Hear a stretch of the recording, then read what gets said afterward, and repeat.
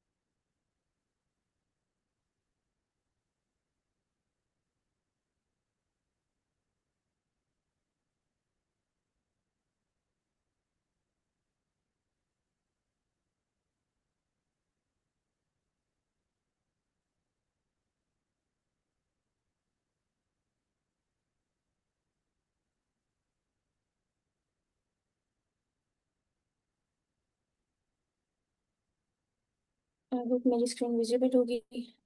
सो ma'am इस बार मेरी स्क्रीन विजिबल है। Yes, ma'am, visible. Great. So अस्सलाम वालेकुम। As you know my name is Muskan, one of the moderator of iCode group. और Saturday webinar शुरू करने से पहले आई कोड ग्रुप का ब्रीफ सा इंट्रोडक्शन। सो आईकोड ग्रुप का मोटो है share learn and grow. ICode group पे हम अपनी नॉलेज दूसरों के साथ शेयर करते हैं, दूसरों के नॉलेज से लर्न करते हैं और एज अ कम्युनिटी हम एक साथ ग्रो करते हैं। सो आईकोड गुरु का इनिशिएटिव डॉक्टर जफर शाहिद ने लिया है, जो कि आईकोड गुरु के प्रेसिडेंट और फाउंडर हैं। और ही supported by doctor Rizwan Ghaffar, sir Kaleem, sir Aamir Khan and sir Khalid Kokar, and they all are from Silicon Valley, USA. So iCode Guru का मिशन क्या है? आईकोड गुरु का मिशन है एम्प्लॉयबिलिटी को इंक्रीज करना, हाईटेक स्किल्स जो मार्केट में इन डिमांड है स्टूडेंट के साथ उनको इंट्रोड्यूस करवाना, इंटरनेशनल मेंटर के साथ मीटअप कराना हैकाथॉन्स और वेबिनार्स की शक्ल में। तो हमारा फोकस क्या है और हम काम कैसे करते हैं? आईकोड ग्रुप पे 20+ सेशंस पर डे कंडक्ट करवाए जाते हैं स्टूडेंट की लर्निंग के लिए। एक वीकली वेबिनार, सैटरडे वेबिनार जिसमें हम सारे भी मौजूद हैं। 2 वीकली वर्कशॉप्स कंडक्ट करवाए जाते हैं। देन इसके अलावा आईकोड ग्रुप पे पाइथन फॉर एब्सोल्यूट बिगनर्स के मल्टीपल सेशंस रन करवाए जाते हैं स्टूडेंट की लर्निंग के लिए, जो कि हम अपने फ्री टाइम के अकॉर्डिंग किसी भी स्लॉट को ज्वाइन कर सकते हैं। आईकोड ग्रुप पे 100% फ्री होते हैं तमाम जनरल और स्कॉलरशिप प्रेप कोर्सेज, जिसमें आइट्स, डीटी, टफल, जीआरई और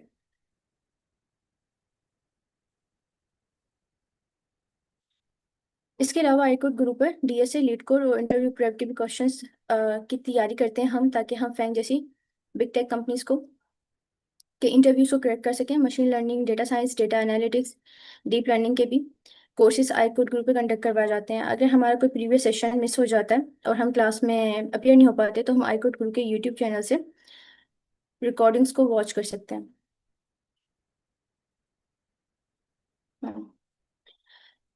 बात करते हैं आईकोड ग्रुप की रिसेंट अचीवमेंट्स के बारे में। आईकोड ग्रुप के अब तक 1000+ इंटरनेशनल अवार्ड्स हैं, जो कि हैकाथॉन्स के हैं और कोडिंग कंपटीशंस के हैं। आईकोड ग्रुप के students fully funded admissions grab करते हैं all over the world, specially USA. इसके अलावा आईकोड ग्रुप हेल्प करता है लोकल इंटरनेशनल इंटर्नशिप्स और जॉब को सिक्योर करने में। और ऑडियंस में से मुझे नहीं लगता कि कोई पार्टिसिपेंट ऐसा होगा जिसने Tier 1 यूनिवर्सिटीज़ के नाम नहीं सुने होंगे, जिसमें Harvard university, Stanford, MIT, UC Berkeley और दीगर यूनिवर्सिटीज़ शामिल हैं। 2026 में आईकोड ग्रुप से 749 टीम्स ने पार्टिसिपेट किया। हार्वर्ड के CSFT पजल डे में, जो कि एक बड़ा पॉपुलर पजल डे है जिसमें 9 पजल्स होते हैं, और आईकोड गुरु की टीम्स 749 टीम्स, जो कि पॉडकास्ट में हार्वर्ड के बार बार रिपीट हुआ। पाकिस्तान का जो रजिस्टर स्टूडेंट का रजिस्ट्रेंट थे वो सबसे ज़्यादा थे, और इसमें पाकिस्तान ने टॉप रैंक हासिल की बिफोर अमेरिका। इसके अलावा स्टैनफोर्ड यूनिवर्सिटी में 2026 में एज अ सेक्शन लीडर्स आईकोड गुरु से 255+ स्टूडेंट्स जो हैं वो उन्होंने सेक्शन लीडर्स के तौर पर सिलेक्ट हुए हैं और एज अ मेंटर सेलेक्ट हुए हैं स्टैनफोर्ड में। इसके अलावा 3 आईकोडर्स जिन्होंने एमआईटी इमर्जिंग टैलेंट प्रोग्राम में फुली फंडेड ट्रैक सिक्योर किया, 8000 स्टूडेंट्स इसमें शामिल थे।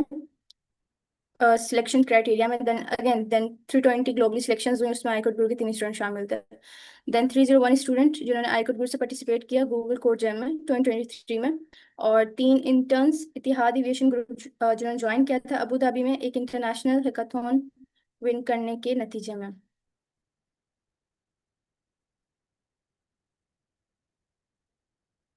सो ये क्वेश्चन है जिसमें ये देखने के फॉल 2024 में जिन यूनिवर्सिटीज़ के स्टूडेंट ने फुली फंड्स और पीएचडी के एडमिशन स्क्रैप किए थे 2024 में, और ये तमाम स्टूडेंट्स आईकट टूर के प्लेटफॉर्म्स ताल्लुक रखते थे, जिसमें university of agriculture Faisalabad, Quaid-e Azam university, international Islamic university, Muhammad Nawaz Sharif university of Multan, UT Lahore, university of Gujrat, Bahria university और जीसीएफ के स्टूडेंट शामिल हैं, जिन्होंने यूएस की 19 यूनिवर्सिटीज़ में 2024 में फुली फंडेड पीएचडी और एमएस के एडमिशन स्क्रैप किए। इसी तरह से 2025 में आईकोट ग्रुप के प्लेटफॉर्म से 60+ मॉडरेटर्स या फिर स्टूडेंट्स ने जो कि पाकिस्तान की 30+ यूनिवर्सिटी से ताल्लुक़ रखते हैं, यूएस की 38+ यूनिवर्सिटीज़ में फुली फंडेड पीएचडी और एमएस के एडमिशन सिक्योर किए। और स्कॉलरशिप होल्डर के प्रोफाइल कुछ इस तरह से थे कि सीजीपी की रेंज 3.1 to 3.8, आइट्स रेंज 6.5 to 7.5, किसी स्टूडेंट की कोई पब्लिकेशन नहीं थी, किसी ने कोई जीआरई नहीं दिया, और स्टडी गैप 1 to 15 ईयर्स का था। और स्टूडेंट्स ने 100% फ़ी वेवर के साथ अप्लाई किया। Scholarship stipend $1100 to $3000 per month. और आईकोट ग्रुप के स्टूडेंट ने अब तक कोई बैंक स्टेटमेंट शो नहीं करवाई। सो ये एक बार ग्राफ है जिसमें हम ये देख रहे हैं कि 2022 से 2026 तक किस तरह आईकोट ग्रुप की कम्युनिटी अप स्केल और अपग्रेड होती रही है। और 2026 में आईकोट ग्रुप के प्लेटफॉर्म पे 125 के स्टूडेंट्स की कम्युनिटी है with these international achievements. Thank you so much for joining and watching this webinar. iCode Group registration के लिए you can go through icode.group/join, और iCode Group के ऐप पेज को भी आप विजिट कर सकते हैं फॉर लेटेस्ट अपडेट, और iCode Group के यूट्यूब चैनल को भी विजिट कर सकते हैं फॉर सेशंस रिकॉर्डिंग्स। सो बात करते हैं आज के सैटरडे वेबिनार टाइटल के बारे में, जो कि है career journey from early decisions to Harvard Business School. और हमारी guest speaker ma'am Mariam ma'am, जो कि सीनियर एसोसिएट हैं एट सिलिकॉन वैली। और वेबिनार शुरू करने से पहले मैम का छोटा सा इंट्रोडक्शन। अगर मैम की एजुकेशन देखी जाए तो मैम ने अपना बैचलर्स किया है economics and minor in computer science mills college से, और मैम का एमबीए है हार्वर्ड बिजनेस स्कूल से। इसके अलावा अगर मैं एक्सपीरियंस की बात करूँ तो ma'am as a product manager रह चुकी हैं यूएस सेंसस ब्यूरो में, और as a director of partnership and community रह चुकी हैं कोडिंग इट फॉरवर्ड में। इसके अलावा मैम ने सर्व किया है as a MBA entrepreneurship fellow at Harvard innovation labs में। So please join me to welcoming ma'am Maryam. और ma'am thank you so much for this webinar and for your time. मैं अपनी स्क्रीन शेयरिंग ऑफ कर देती हूँ। And yes ma'am, over to you and thank you. Assalamualaikum, everyone. Thank you so much for having me. Before I get started, I just want to confirm that you can see my screen, Muskan. Yes ma'am. Okay, right. Perfect. Okay, thank you everyone for having me here today. It's so nice to see all of you, 120 of you, mashallah. So my name is Mariam. Thank you for the introduction, Muskan. So as she said, I am currently in California, born and raised here. So मेरी उर्दू थोड़ी सी कमजोर है. My parents are from Pakistan, but I was born and raised in the US. So I will try to Urdu English my way into this, but please have patience. And if there's anything that people aren't understanding, please chat में डाल दो, and I will try to clarify. But today I wanted to kind of go through your my career journey and talk about how I have experienced my education and my career and maybe some lessons that you can learn or take away from it. So I remember being in your position not that long ago, so I'll try to make this as real and useful as possible. I'll talk through what I studied, why I chose to study it, मैंने क्या सीखा first jobs में, why I decided to apply to business school, and some tips on Ivy League admission. And then I'll end it with some advice that I wish I had early on in my career, and then I'm happy to take some questions in the chat. Okay. So let's start. Early education. So like Muskan mentioned, I studied economics and computer science, and I wanted to give a little bit of background about why I chose those two topics. So, economics, I think, helped me understand how decisions get made at the big picture level. So, why companies behave the way they do, how incentives drive their behavior, how the overall market works. That was my interest in pursuing economics. But I think in this day and age, it's very important to also have a technical background. So, I chose to also study computer science. Computer science, as a lot of you know, engineering students, it gives you the ability to actually build things and understand why technology works or how technology works. But that combination of computer science, economics, computer science, and business, it's a very powerful combination because a lot of problems of today's companies sit at that intersection. And as AI becomes bigger and bigger, it's more and more important to understand how businesses are dealing with technology. So I chose a small university, Mills College, that's in Oakland in Silicon Valley, with a cross-registration at UC Berkeley. So I got to experience, the Choti classes at Mills and also kind of the larger classes at Berkeley. Um, these kind of classes that I chose to take at Berkeley went beyond just intro to computer science, algorithms, the kinds of classes you normally take. Um, this is where I took classes like technology startups, design thinking, if those words are familiar to you. It goes beyond just the classic standard classes. And so I feel like those kind of classes, if you can try to take them, or if I Could Go offers them, things like design thinking, it's very important to help build your profile so that you're not just getting good grades, but you're also building real life experience.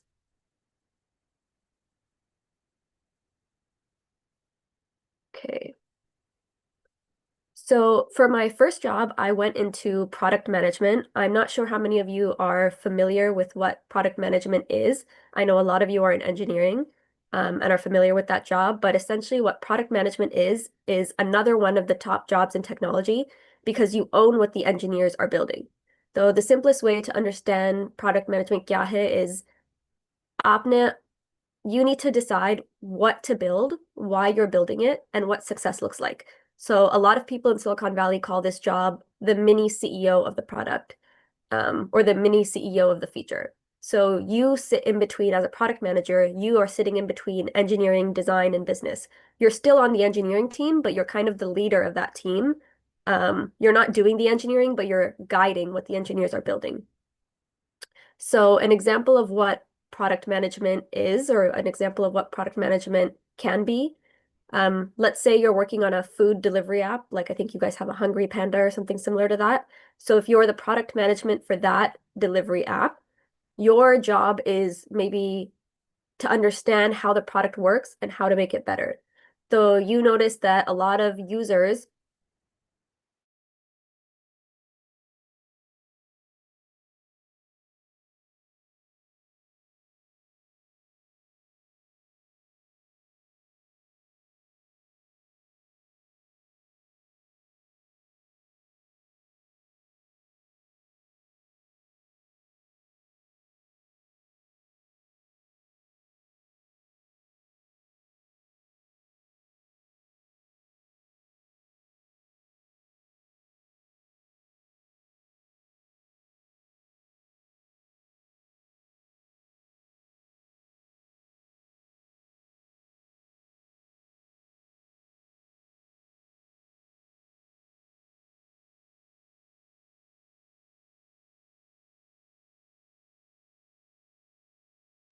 I think miss Mariam का internet disconnect हो गया। आ,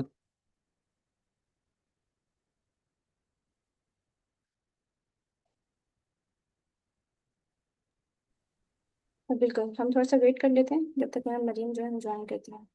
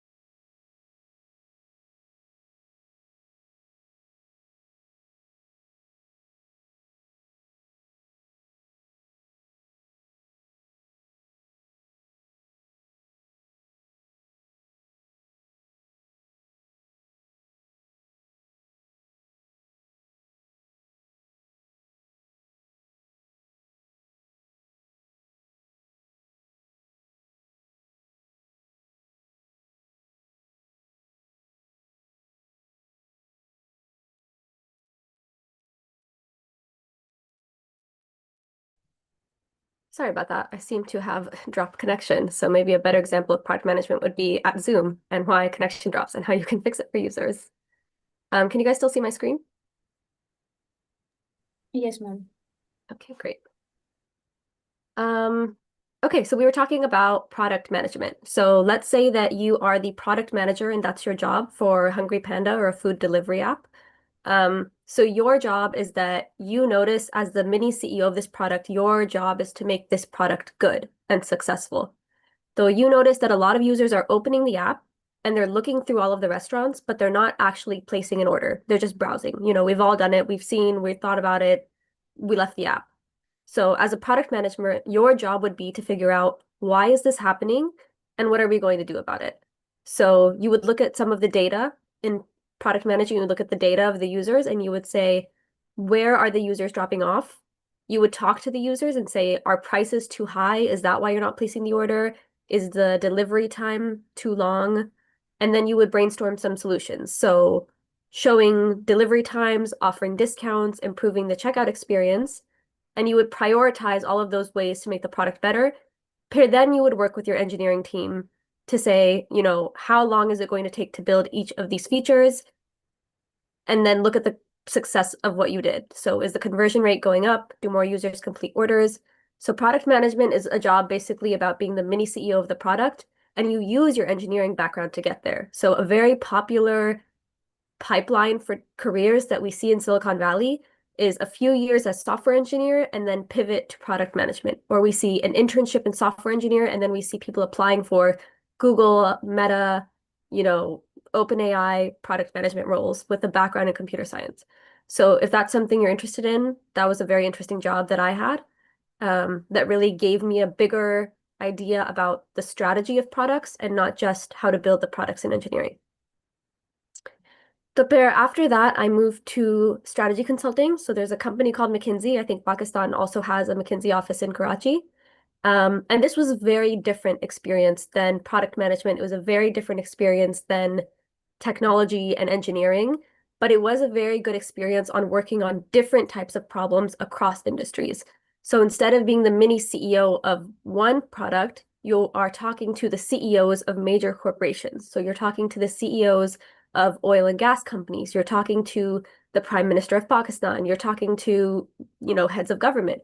And you're asking them, what are the most difficult problems that you guys are working on, and how can we help you fix them? So, for example, some of the questions that companies might come to McKinsey with are, as a healthcare company like Johnson & Johnson, why are we losing market share? Or how should Apple price the new iPhone? Or how can an organization improve its operations?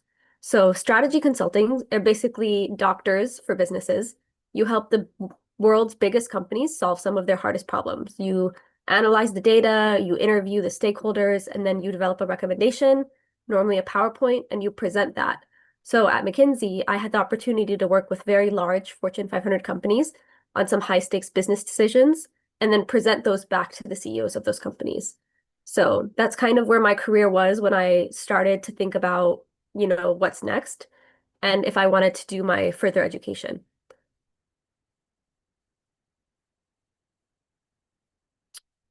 So further education, I was admitted to Harvard for business school, where I did my MBA, which is a Master's of Business Administration. At this point in my career, I realized that I really enjoyed solving the problems that I was working on, but I also missed building and I missed the ownership, and I wanted to further my education. So I applied because I wanted a few different things. One, I wanted time to reflect in my career. So as you know, you finish your undergrad, if you're an undergrad or if you're thinking about graduate school, you want to think about what value will you get out of further education? And then you pick your degree very carefully. Do you want a master's in engineering because you want to do a PhD level role in computer science? Do you want a master's in software engineering? Do you want a MBA? Do you want a master's in industrial design? So you think very carefully about the kind of degree you get because that also impacts in a lot of ways what kind of jobs you can get in Silicon Valley. So for example, McKinsey and strategy consulting will only hire out of a top undergrad program or so like LUMS, for example, or a top business school. So if you want to get to something like strategy consulting, you have to consider going to business school. Versus if you want to do software engineering, then Google might look better at a master's or an undergrad in engineering rather than one in business. So it really depends on what you want to do with your career. I wanted a time to reflect on my career path and think about what do I want to get out of this MBA. I wanted to have community, so be around people who are ambitious and curious and thinking about big problems. I wanted time to reflect on my career. So it's very easy in your career to go from one job to the next job and not think too much about it, instead of stepping back and saying, what do I want out of my career and how do I want to grow in my career? And then third, I really wanted to be exposed to entrepreneurship, leadership, startups, and that's a very big scene at Harvard alone, but also within the MBA program at Harvard. So business school offered me all of those things, which is why I was interested in applying.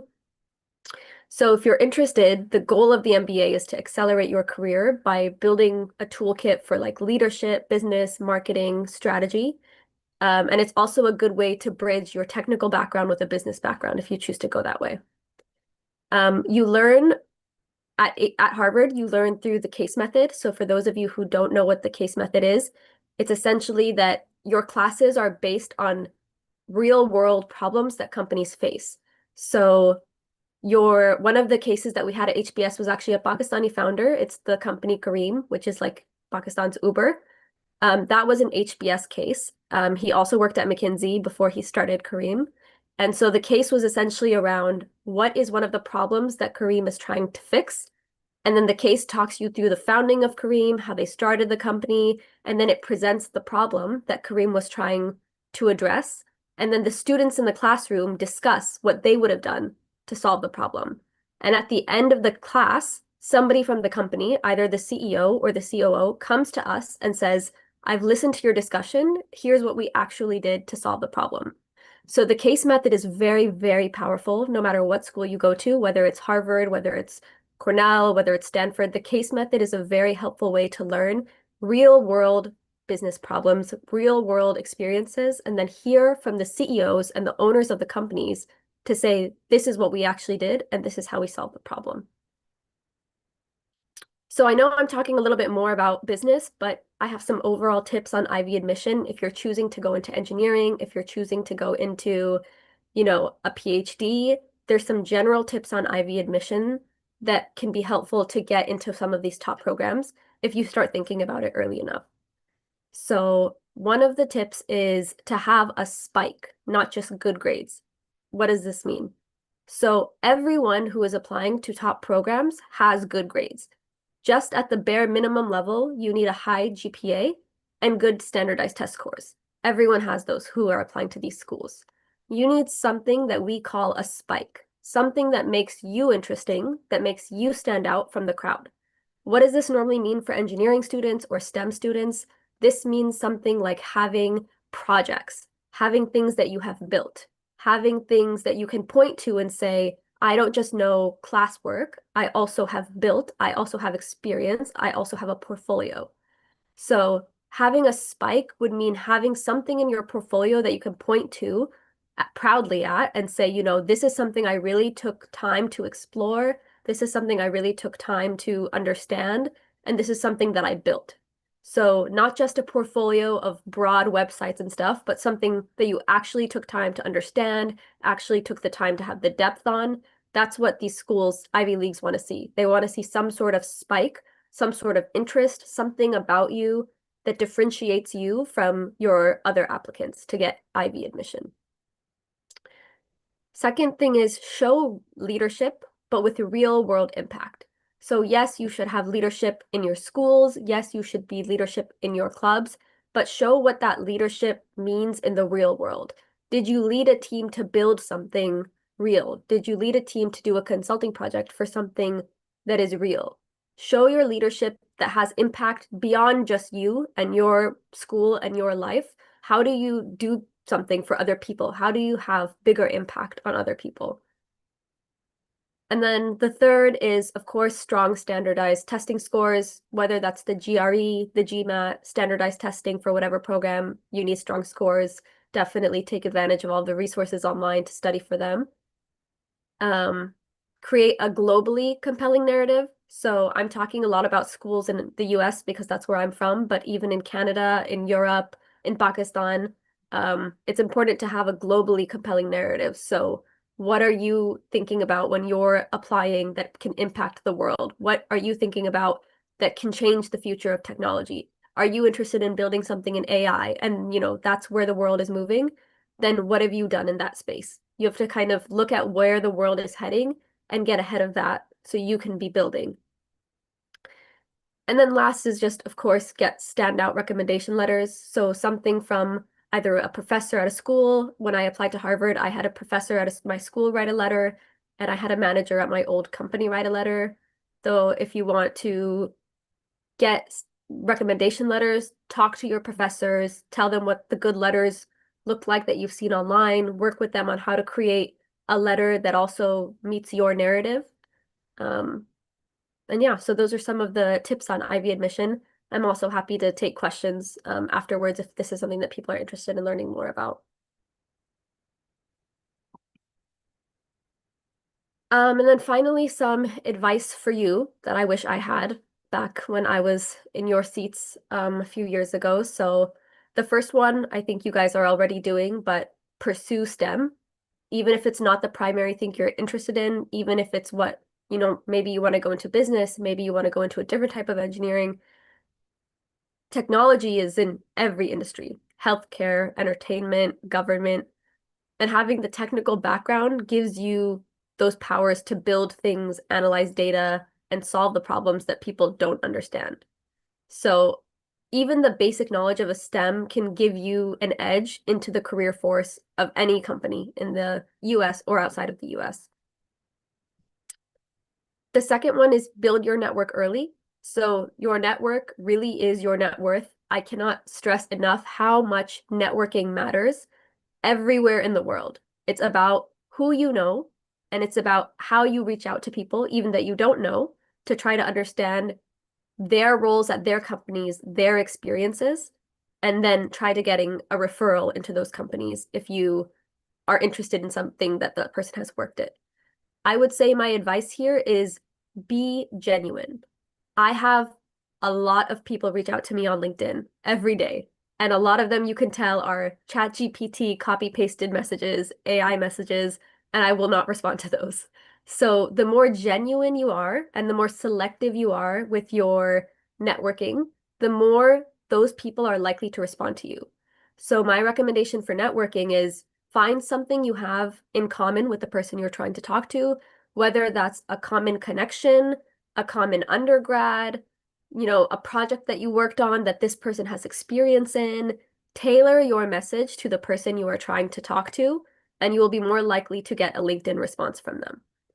The relationships that you build as a student are some of the easiest that you can maintain into the workforce because a lot of people are eager to talk to students and give back, but you also have to give them a reason to interact with you. So again, tailor the messages, find people you have things in common with, and don't be afraid to reach out to people you admire. You would be surprised at people who might seem, famous on LinkedIn, who might seem like they have a lot of experience, are still receptive to, responding to students if the reach out message is right. There's a very, famous company or famous TV show I'm sure you guys have heard of called Shark Tank in the US. And we have these like sharks like Mark Cuban. Sometimes they get deals through LinkedIn DMs because you wouldn't expect it, but they do read them. And the ones that are written right, the ones that are written correctly, the ones that are written with interest, they get responses. So I can't stress enough how important it is to build your network, build it early, and build it genuinely. I spoke about this, but the value of a technical background. So people who can bridge the gap between technology and business to be able to speak both languages are very important, even if the only thing you want to do is be an engineer or be a PhD, it's still important to understand how these companies and businesses work.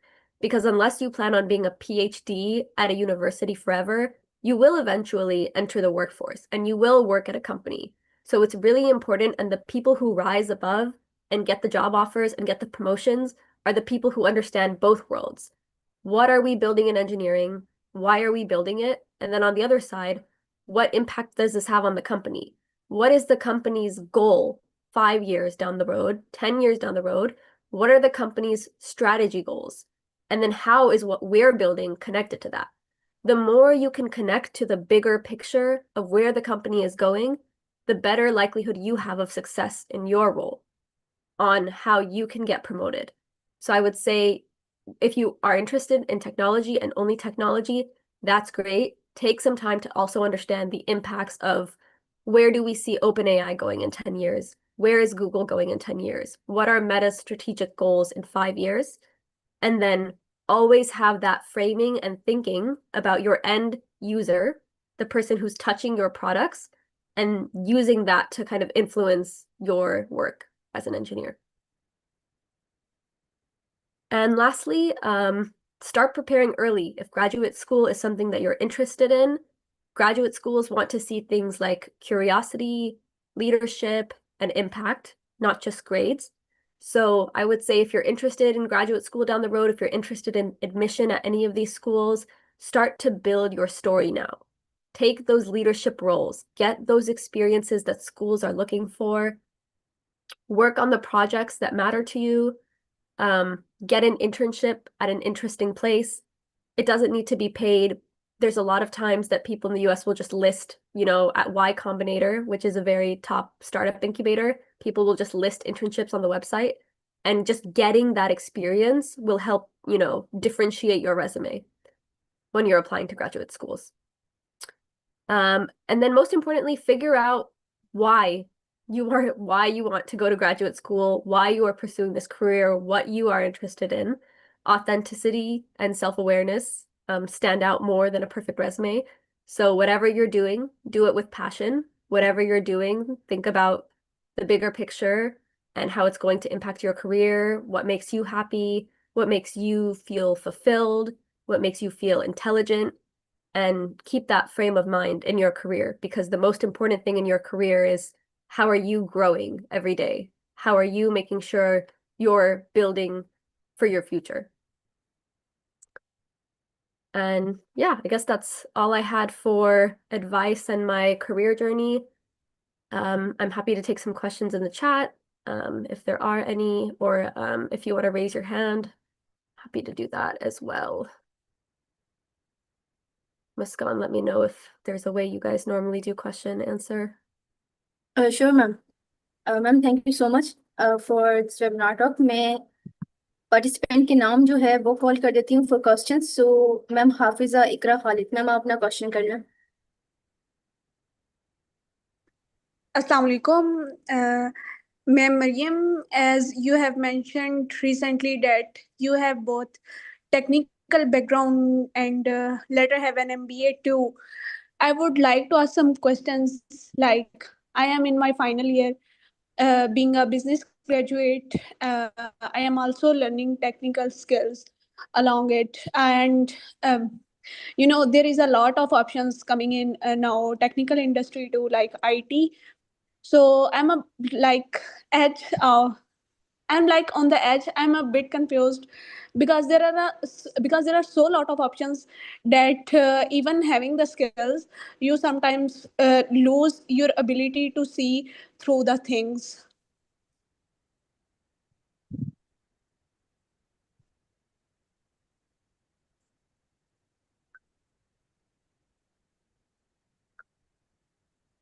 I see your hand is still raised. Was there another part of your question, or should I?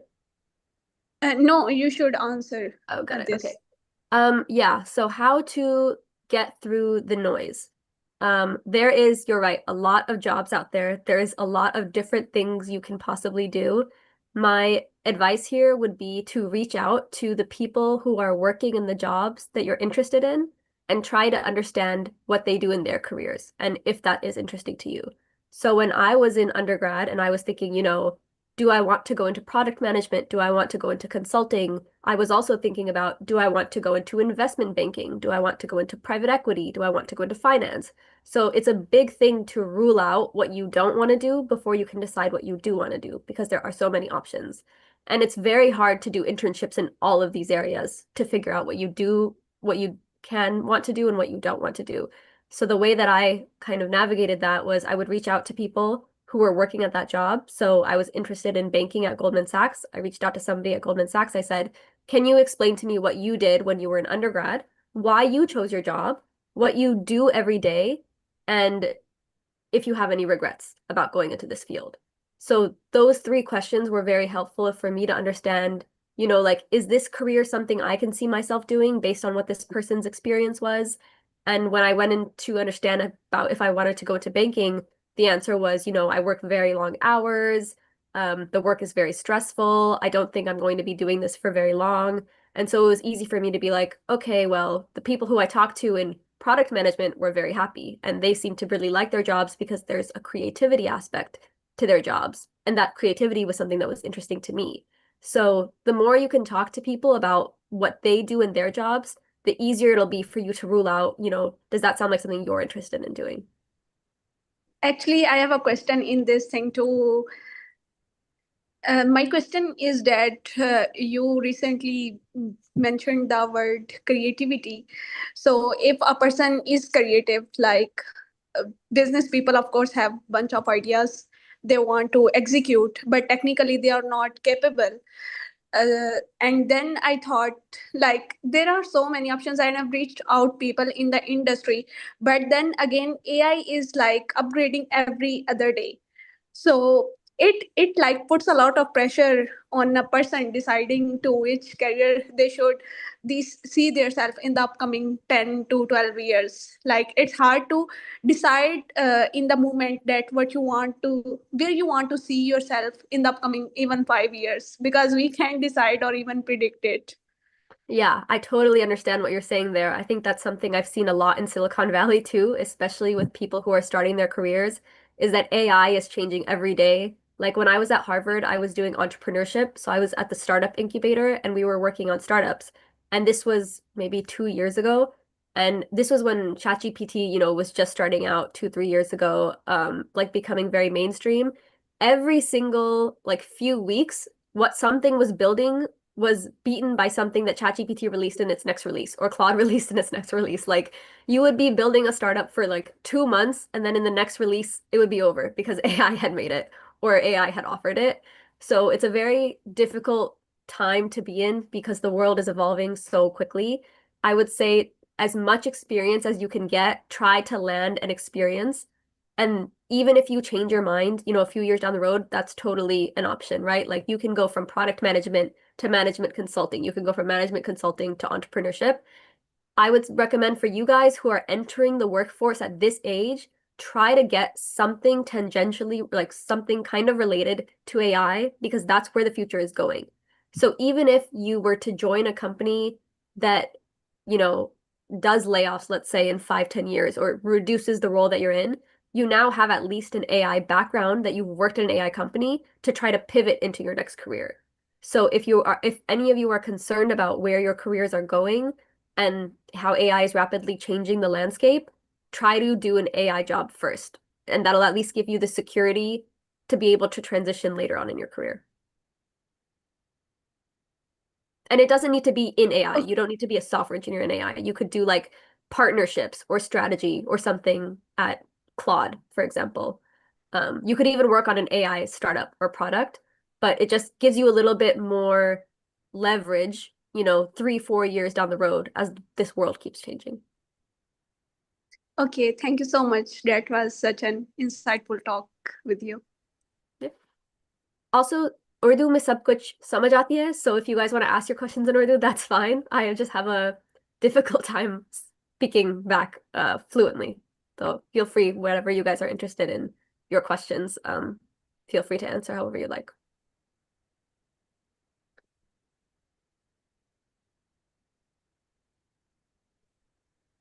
Sure. Great, ma'am. Ma'am next question में हम ले लेते हैं ma'am Laiba Mushtaq. Ma'am आप अपना question कर लें.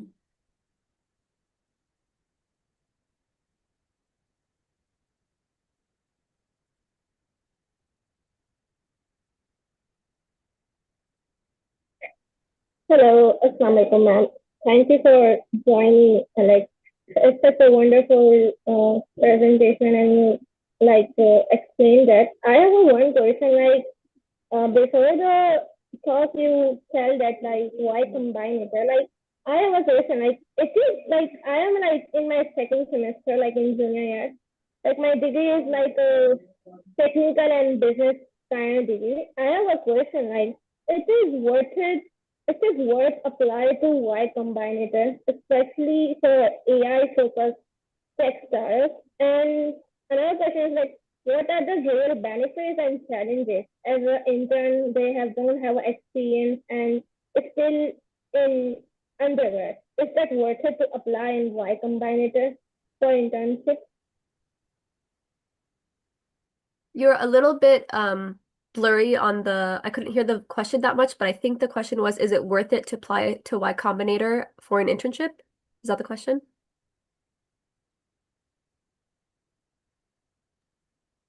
Yeah. For example, for me, I'm doing my bachelor's in technical and business background. I'm in my junior year.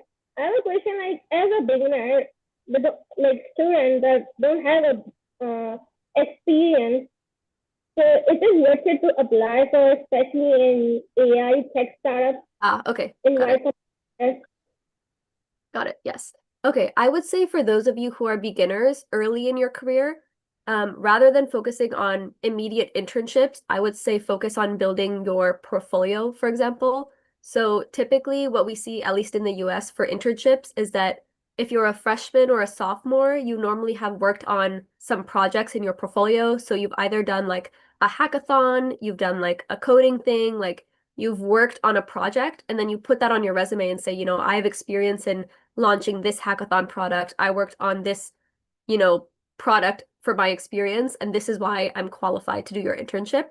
It's a little bit hard to secure an internship as a freshman or a first or second year in undergrad because you don't have the experience yet that those companies are looking for. At least in the US, normally the internships are given to third years and fourth years, so juniors and seniors. That's where the big internships go. Like the Google internship is for juniors, the McKinsey internships are for juniors. So I would say if you're early on in your career, just starting first year, second year, get projects, get hackathons. Especially some of these schools will do virtual hackathons, which are great. Like I think maybe Yale or Northwestern does online hackathons that are open globally. So just look online and look for these online hackathons or something you can join, or even in Pakistan, if you guys have, hackathons you can do in Pakistan, join those, get the experience, and then use that to apply to those Y Combinator internships or any internships in general. I will also say, as a woman, we are very hesitant to apply for things we are not qualified for, right? And that's something we see a lot in the US, is that we will see a lot of men apply for internships that they might not be qualified for, but feel like, what's the worst that could happen? And we will see a lot of women say, well, I'm not qualified for that internship, so I'm not even going to apply. What is the worst that can happen? They say no, and that's fine. I have been rejected from many internships, and I went to Harvard. So, the worst anything can happen is that somebody says no, and that's fine, and you take that and you move on. Never feel afraid to apply to an internship because you're worried you'll be rejected or you're worried it's not worth it.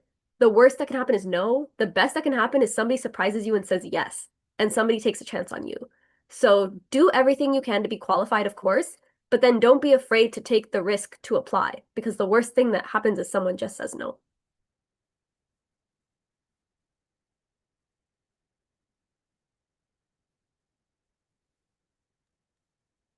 Thank you for giving me this. It's such a lovely advice to you. Okay, next question की तरफ move करते हैं. Sir Syed Saim Ali. Assalamu alaikum, ma'am. Thank you so much for such a great webinar. My question is that, and in the end of your presentation, you focused on using genuine messages or personal notes to send on LinkedIn. And what about using ChatGPT or AI to structure our thoughts, like reader can read and understand it easily? Yeah, you can definitely use ChatGPT to like structure the introduction or structure the question, but just make sure that that is targeted to the person's profile.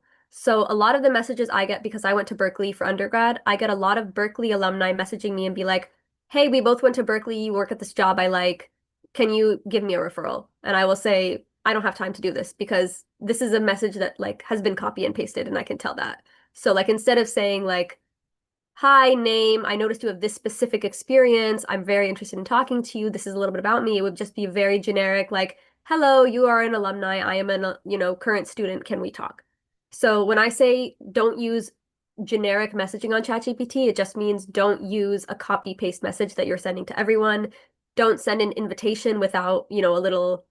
It's okay to send invitations without like a reason why or a bio in it if you're just trying to connect with that person. But if you're trying to get something out of them, if you're trying to get a 5-minute conversation, if you're trying to get a referral to a company, when you send that request, send it with the little note that says, hi, I really appreciate your background. I'm very interested in the work you do. I would love to connect and chat more. Even that bit will get them a little bit more interested or inclined to say yes to your invitation if you're trying to get something out of them. So for whoever you're trying to get a conversation out of or trying to get a referral out of, make sure you're crafting those messages. Feel free to use ChatGPT, but make sure you're crafting those messages in a way that that person will be inclined to respond. Okay, thank you so much for your response. And I will send you a message after that webinar to connect. Okay, ma'am. Great. Ma'am Muntaha Sheikh. Hello, am I audible to you, ma'am? Yes. All right. So my first question is that because I'm from a social science background, and right now I am myself into technology and coding and all that stuff. So, what will your suggestion from your side that how can a person from a social science background having public policy, political science, and governance kind of background, how can a person can like involve tech technology into its own field?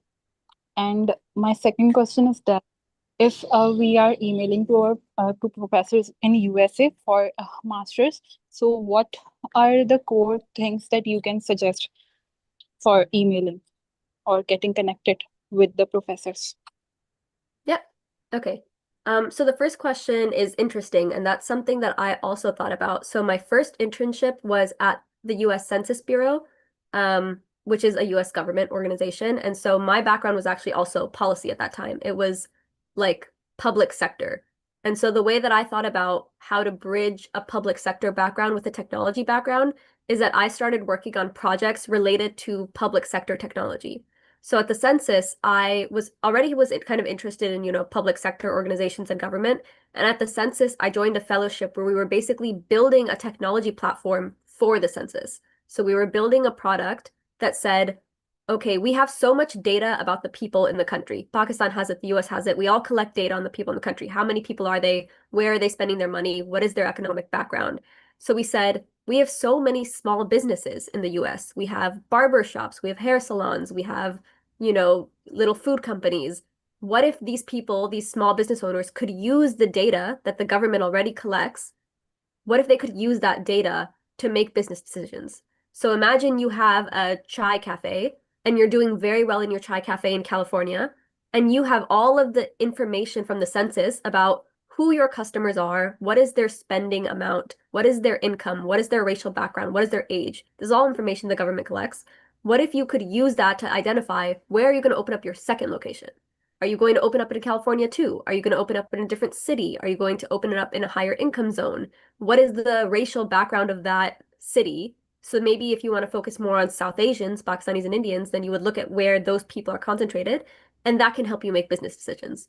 So that was one project I built in the public sector, and that project actually landed me my job at McKinsey. Like when I was interviewing for my job at McKinsey, when I was interviewing for Harvard Business School, they said, wow, that's interesting. You came from a public sector background. You're interested in going into technology. You're interested in exploring technology, and you built this product for the public sector. And now, it kind of creates a narrative. It creates a story that you want to tell. So the best way to kind of bridge those gaps is if you are interested in those areas, if that's what you have a background in, use it to your advantage. use it to build a story around it and say, I have this background. I was so interested in what's happening in the world. I wanted to see how can we apply that to my background. And now I'm interested in exploring this new area. That's a very compelling narrative for a lot of graduate schools. That's a lot of compelling narratives for a lot of jobs. So whatever your background is, whether it's public sector, whether it's social sciences, whether it's like English, whether it's literature, use it to your advantage, use it to create a project, use it to do, something you're passionate about, and then use it as your competitive edge. That is my answer to your first question. And your second question, how to reach out to professors in the US. Professors in the US will not normally respond to you unless you are asking them for something or unless you are giving them something. So professors in the US will not just respond if you say, hi, I'm interested in, what you do. I want admission into your school. Like, that's not going to work with professors in the US.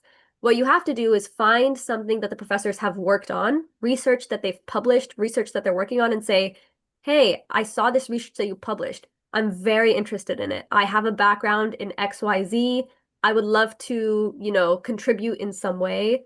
If you are looking for someone to help join you on your research, things like that. Like, you need to this is very similar to the LinkedIn messaging, and it's a way that a lot of people in the US think about networking is like you need to identify who they are, and then you need to identify what you're asking from them. So if you're asking a professor like, I just want to be admitted into Harvard, what should I do? They're not going to respond.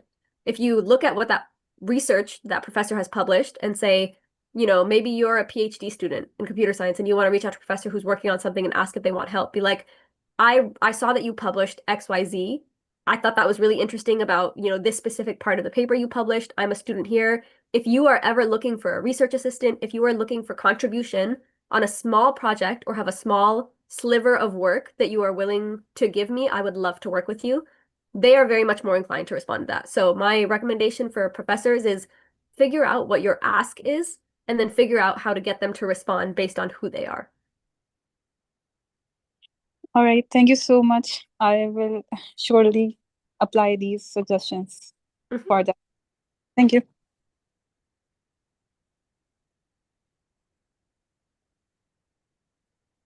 Ma'am Adiba आप भी ma'am अपना question कर लें. Assalamu alaikum. Is my voice clear? Yep. All right. Ma'am, thank you so much for your time with us today. It was an honor to have you as our guest speaker with us. I am curious to know about the Harvard curriculum, especially business administration one. You already mentioned, you already gave an example earlier about the Kareem case study. I guess that's how you guys usually, get into this, that, identifying the problem a business is trying to solve and all that. But is it just, I mean, can you elaborate on that how does Harvard really push students to think in that direction? Because even in Pakistani systems today, we're mostly shown PPTs in that form, that how these big companies, they solve problems, or what direction they're going in, and all sort of things. Of course, it's theoretical and it doesn't help us much.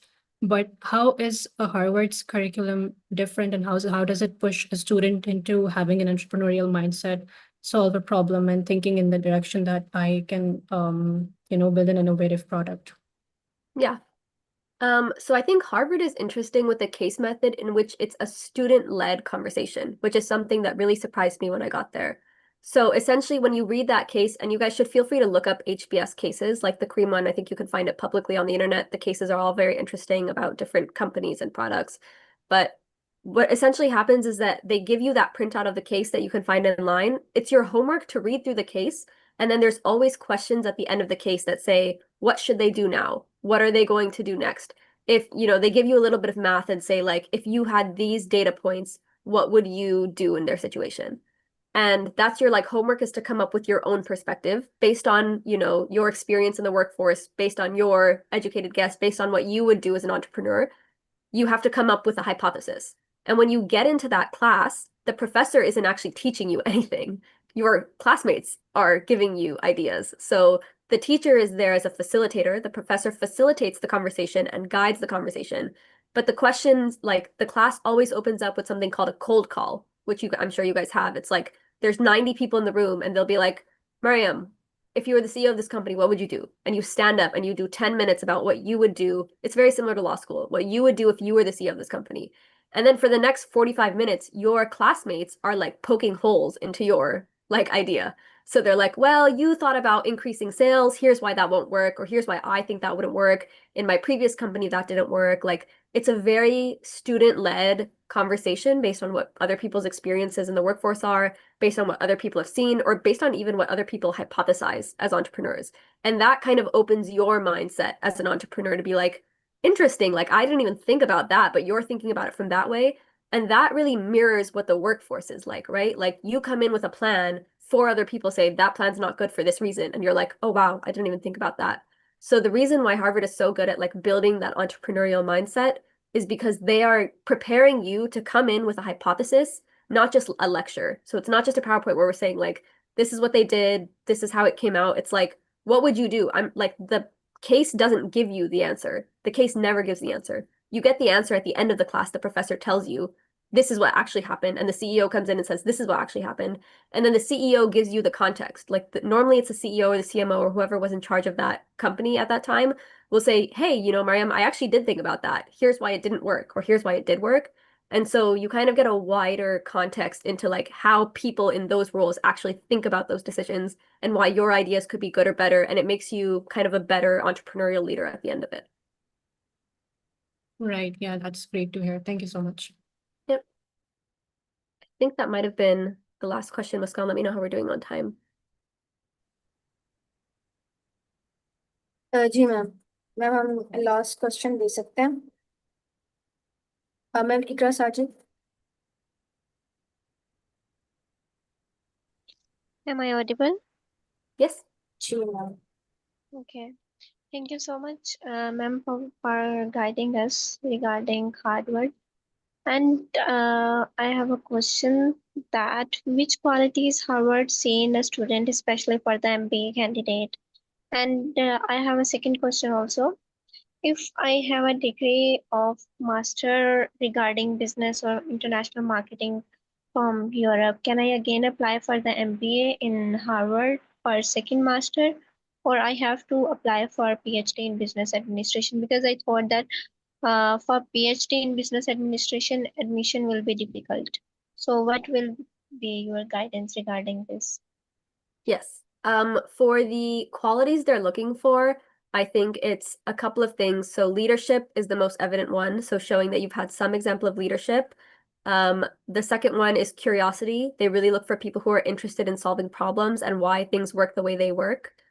I think leadership and curiosity are probably the two things they are solving for the most. And then maybe the third is like grit or like perseverance. So like willing to like go through hardships and how you respond to those hardships, I would say is something that I also hear very frequently. There should be a list. I think it's like Harvard publishes like what we want to see in students in our essays and stuff. So definitely feel free to check online on their admissions website.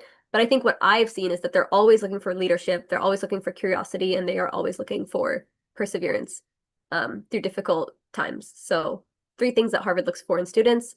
Second question, I would say if you don't have a master's in business administration, you should feel free to apply for the MBA. If you have like a master's in international business, but it's not an MBA, like a master's of business administration, feel free to apply for the MBA. If you do have an MBA or a very similar degree to an MBA, I don't think you can apply again. Like they probably will not admit you because you already have that curriculum from a different school, in which case you should feel free to apply for the PhD in business. The PhD in business is actually not as competitive as you would think it is because a lot of people normally go for the MBA. It's a 2-year program versus a PhD is normally a 5 to 6 year program. The only thing is if you're applying to the PhD, you need to have research. Like the PhD admits always have research and they are always working on understanding, you know, so that's helpful if you have like an economics background and you've worked on publishing papers or you've published papers at your home university or you're interested in publishing papers with Harvard professors. A lot of my professors at Harvard actually were PhDs of business and not MBAs. So I would say most of my professors actually had PhDs at Harvard because what you do with a PhD is that you end up becoming a professor, mostly. You don't really like, an MBA is more you go in to become like a VP at a company. A PhD in business is that you're thinking about business theory and you're thinking about how businesses work in theory, how they work in research, how they work in economics. So it depends on what you're interested in. If you're interested in like the research aspect and teaching and curriculum, then the PhD is a better route. If you're interested in like management, company work, then an MBA is a better route.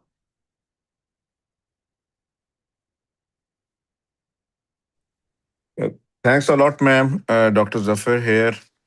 So it's a privilege to have you here out of your busy schedule. And Mariam's dad and I are very close friends, and I was requesting him for a long time for this webinar. So super happy to see you here. And students, please get in touch with her on LinkedIn for further guidance and networking. And obviously, she is proud of the South Asian community in Bay Area to go to Harvard. It's not very common here.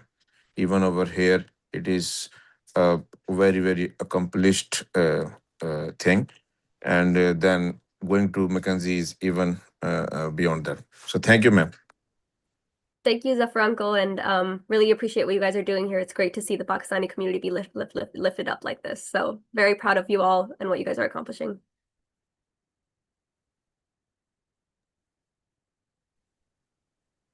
Thank you so much, ma'am, for your time and for this insightful session.